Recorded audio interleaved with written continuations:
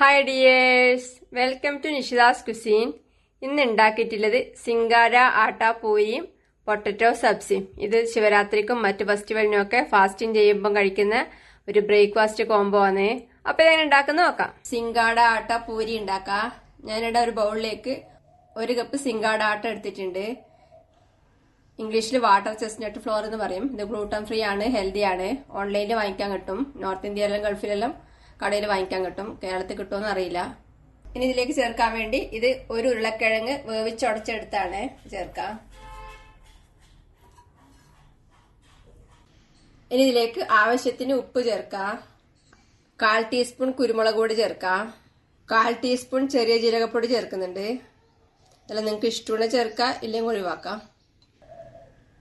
ഇതിലേക്ക് കുറച്ച് മല്ലിയില മുറിച്ച് ചേർക്കാം. ഇനി ഇതെല്ലാം കൂടി കൈയോട് നല്ലോണം കുഴച്ചെടുക്കാം. ഇപ്പൊ വെള്ളം ചേർക്കുന്നില്ല, കുഴച്ച് നോക്കിയിട്ട് ആവശ്യമുണ്ടെങ്കിൽ വെള്ളം ചേർത്ത് കൊടുക്കാം. ഇതിലേക്ക് കുറച്ച് വെള്ളം ചേർത്ത് വീണ്ടും കുഴച്ചെടുക്കാം. വെള്ളം ശ്രദ്ധിച്ച് ചേർക്കണം, കുറച്ച് ചേർത്താൽ മതി. അധികം ലൂസാവാൻ പാടില്ല, കുറച്ച് കട്ടിക്ക് വേണം. നോക്കിയിട്ട് ആവശ്യത്തിന് ചേർക്കാം. ഞാൻ ഒരു ഇളം ചൂടുവെള്ളം ചേർക്കുന്നത്.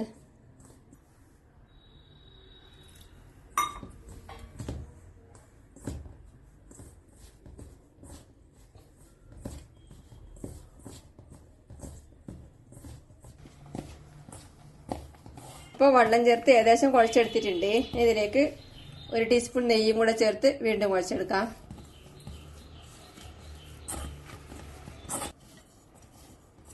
പൂരിക്കുള്ള മാവ് കുഴച്ച് റെഡിയാക്കിയിട്ടുണ്ട്. ഇതിനി അടച്ച് ഒരു 10 മിനിറ്റ് മാറ്റി വെക്കാം. പൂരിക്ക് മാവ് കുഴച്ച് വെച്ചിട്ട് ഇപ്പൊ 10 മിനിറ്റ് കഴിഞ്ഞു. ഇനി ഇത് ഉരുളയാക്കി പരത്തി എണ്ണയിൽ പൊരിച്ചെടുക്കണം. ഇതിൽ നിന്ന് കുറച്ചെടുത്ത് ഒരു ഉരുളയാക്കാം.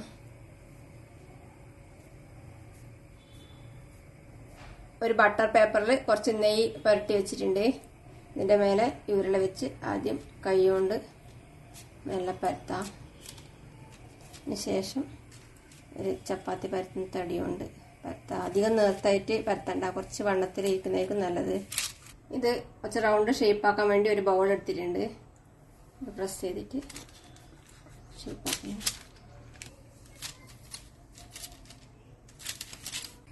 ഇതിന് പൊരിച്ചെടുക്കാൻ വേണ്ടി അടുപ്പത്ത് ഒരു ചീനച്ചട്ടിയിൽ കുറച്ച് എണ്ണ ഒഴിച്ച് ചൂടാക്കിയിട്ടുണ്ട്. ഇനി ഈ പൂരിക്ക് പരത്തി വെച്ചത് മെല്ലെ എടുത്ത് ചൂടായ എണ്ണയിലേക്കിട്ട് പൊരിച്ചെടുക്കാം.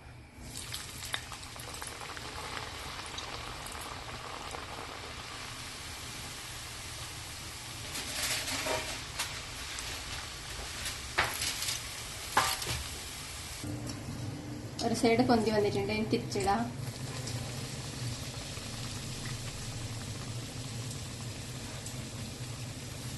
ഇപ്പൊ 2 സൈഡും പാകത്തിനായിട്ടുണ്ട്. ഇനി എണ്ണയിൽ നിന്ന് പുറത്തേക്ക് എടുക്കാം.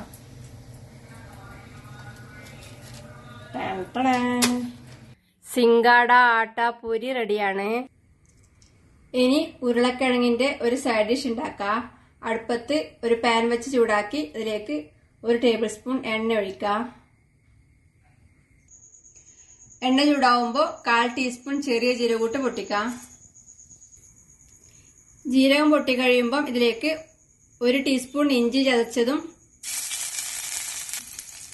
1 പച്ചമുളക് മുറിച്ചതും ചേർത്ത് വഴറ്റാം. ഇഞ്ചിയും പച്ചമുളകും വാടി തുടങ്ങുമ്പം ഇതിലേക്ക് ഉരുളക്കിഴങ്ങ് വേവിച്ച് ചേർക്കണം. ഇത് 2 ഉരുളക്കിഴങ്ങ് വേവിച്ചാണ് ഇതിലേക്ക് ചേർക്കാം.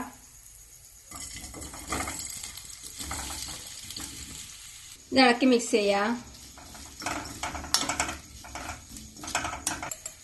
ഇതിലേക്ക് കുറച്ച് ഉപ്പ് ചേർക്കുന്നുണ്ട്. ഉരുളക്കിഴങ്ങ് വേവിക്കുമ്പോൾ ഉപ്പ് ചേർത്താണ്, അതുകൊണ്ട് കുറച്ച് ചേർക്കുന്നില്ലോ. ഇളക്കി കൊടുക്കാം.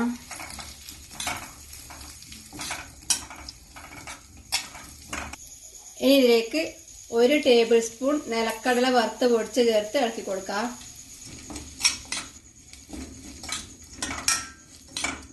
ഇനി ഇതിലേക്ക് 1 ടീസ്പൂൺ ചെറുനാരങ്ങ നീര് ചേർത്ത് ഇളക്കി കൊടുക്കാം. കുറച്ച് മല്ലിയില മുറിച്ച് ചേർത്ത് ഇളക്കി കൊടുത്ത ശേഷം തീ ഓഫ് ചെയ്യാം.